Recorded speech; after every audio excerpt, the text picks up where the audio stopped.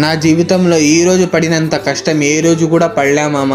So hello friends, నేను మీ రాయలసీమ కుర్రోని. Welcome back to my another new vlog. So మీకు ఆల్రెడీ తెలిసిందే ఫ్రెండ్స్, మామిడికాయల సీజన్ అయితే స్టార్ట్ అయిపోయింది ఫ్రెండ్స్. సో అలాగే మా కాలేజ్లో వచ్చేసి సెకండ్ మిడ్ ఎగ్జామ్స్ అయితే అయిపోయినాయి మామ. అందుకోసం వచ్చేసి సెమ్కి ప్రిపరేషన్ హాలిడేస్ అయితే ఇచ్చారమ్మా. సో అందుకోసం ప్రిపరేషన్ హాలిడేస్ నేను ఇంటికాడ ఉంటే చదవనని, అందుకోసం కొంచెం పనికి పోతే డబ్బులైనా వస్తాయని మామిడికాయ పెరగడానికి అయితే పోతున్నాం మామ. సో ఫైనల్లీ లొకేషన్ దగ్గరికి అయితే రీచ్ అయితే అయిపోయినాయి మామ. ఇంకా లేట్ చేయకుండా కట్టి తీసుకుని చెట్టు ఎక్కి చాలా కష్టపడి మామిడికాయలు అయితే పెరిగినాం మామ.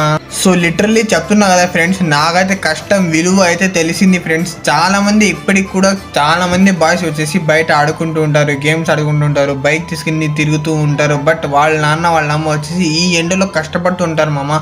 సో అలా టైం వేస్ట్ చేయకుండా మీ పేరెంట్స్ కష్టం విలువ తెలుసుకొని ఖాళీ టైంలో ఏ పని అయినా వెళ్ళిపోండి మామ. సిగ్గు అయితే అస్సలు పడమాకండి మామ. సిగ్గు ఎందుకు చెప్పండి మీరు? మేమైతే తప్పు ఏం చేయడం లే, కష్టపడుతున్నావు. ఇప్పుడు హార్డ్ వర్క్ చేస్తే నువ్వు ఫ్యూచర్లో ప్రశాంతంగా కూర్చొని తింటావు మామ.